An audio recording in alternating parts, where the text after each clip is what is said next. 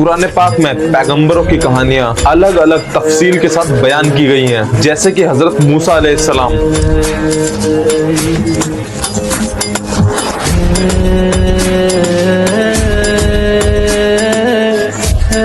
इनका जिक्र कुरान में सबसे ज्यादा है, जो कि 136 मरतबा है। हजरत यूसुफ अलैहिस्सलाम,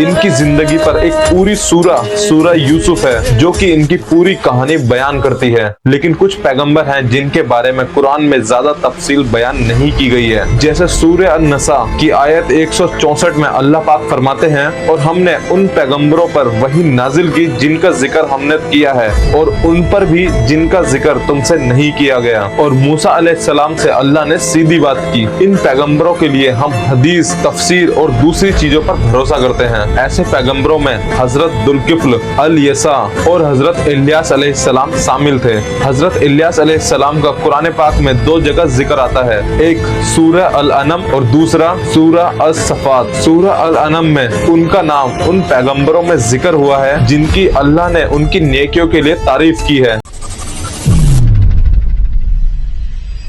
अल्लाह ने फरमाया, हमने उन्हें इशाक और याकूब दिए और सबको सही राह दिखाई। पहले हमने हजरत नूह अलैहिस्सलाम को हिदायत दी और उनकी औलाद में दाऊद, सुलेमान, अय्यूब, यूसुफ, मूसा और हजरत हारून अलैहिस्सलाम को भी हिदायत दी। हम नेकी करने वालों को ये इनाम देते हैं, और जकरिया, याया और हजरत इलियास अलैहिस्सलाम को भी। ये सब नेकी करने वालों में से थे। सूरह अस-सफात में हजरत इलियास अलैहिस्सलाम की जिंदगी और उनके पैगाम बयान किए गए हैं। उनका काम था अपनी कौम को शिर्क से रोकना और सिर्फ अल्लाह की इबादत की तरफ बुलाना। अल्लाह ने फरमाया, और यकीनन हजरत इलियास अलैहिस्सलाम रसूलों में से थे। जब उन्होंने अपनी कौम से कहा, क्या तुम अल्लाह का डर नहीं रखते? क्या तुम बाल एक को पूछते हो जिसका नाम बाल है, और जो तुम्हारा सबसे बेहतरीन खलीक है तुम उसको छोड़ देते हो, जो तुम्हारा और तुम्हारे बाप दादा का रब है। लेकिन उन्होंने इनकार किया, इसलिए वो सजा के मुस्तहिक बने, सिवाय अल्लाह के चुनिंदा बंदों के, और हमने उनके लिए बाद के लोगों में इज्जत का जिक्र छोड़ दिया।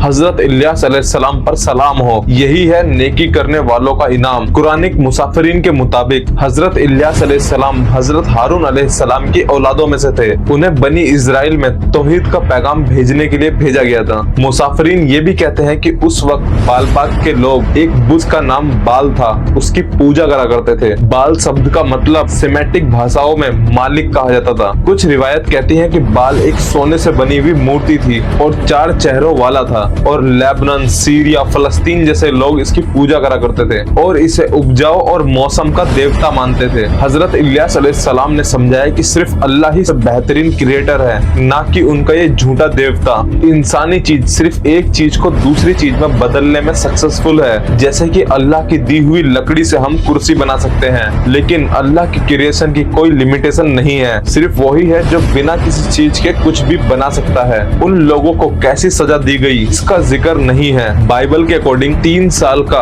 अकाल और सूखा पड़ा था। फिर हजरत इलियास अलैहिस्सलाम ने उन लोगों से कहा कि उनका जो बाल देवता है वो इस मौसम को क्यों नहीं बदल सकता, या इन मौसम को बदलने में क्यों अनसक्सेसफुल रहा। क्या बाल सो रहा है या कहीं बाहर घूमने गया है? हजरत इलियास अलैहिस्सलाम ने अल्लाह से दुआ की कि अगर वो मौसम बदल दे तो ये लोग मूर्ति पूजा छोड़ देंगे। उन लोगों को क्या सजा दी गई इस चीज को अल्लाह बेहतर जानता है। तफसीर करने वाले कहते हैं कि सजा दुनिया में भी हो सकती है, जैसे आद और सामूद की कौम पर हुई, या आखिरत में भी हो सकती है।